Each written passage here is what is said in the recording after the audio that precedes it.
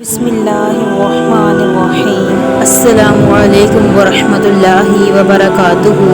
آج ہم بات کریں گے ملکہ زبیدہ کی بخشش کیا نہر زبیدہ کی وجہ سے ہوئی۔ ملکہ زبیدہ کو اللہ تعالیٰ کی زیارت نصیب ہوئی۔ زبیدہ خاتون ایک نیک ملکہ تھیں۔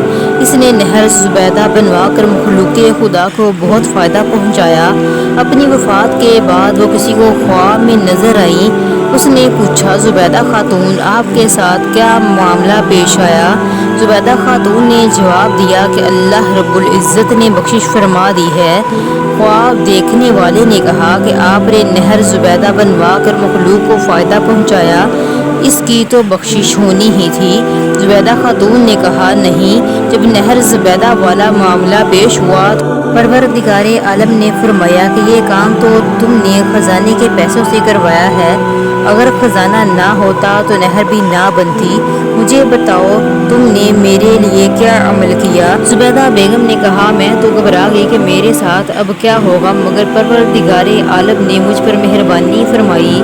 مجھے کہا گیا کہ تمہارا ایک عمل ہمیں پسند آ گیا ہے۔ ایک مرتبہ تم بھوک کی حالت میں دسترخوان پر بیٹھی کھانا کھا رہی تھی کہ اتنے میں اللہ اکبر کے الفاظ سے اذان کی آواز سنائی دی۔ تمہارے ہاتھ میں لقمہ تھا اور سر سے دوپٹہ سرکا ہوا تھا۔ تم نے لقمے کو واپس رکھا، پہلے دوپٹے کو ٹھیک کیا، پھر لقمہ کھایا۔ تم نے لقمہ کھانے میں تاخیر میرے نام کے ادب کی وجہ سے کی، ہم نے بھی تمہاری مغفرت فرما دی۔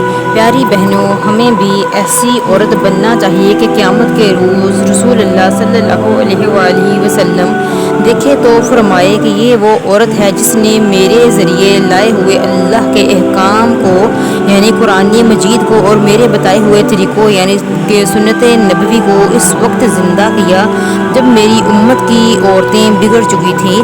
جزاک اللہ خیر۔ خوش رہیں، خوشیاں بانٹیں۔ پیارے سامعین، میرے اس چینل کو لائک، شیئر اور سبسکرائب کیجیے تاکہ اس طرح کی مزید اسلامک ویڈیوز آپ تک پہنچتی رہیں۔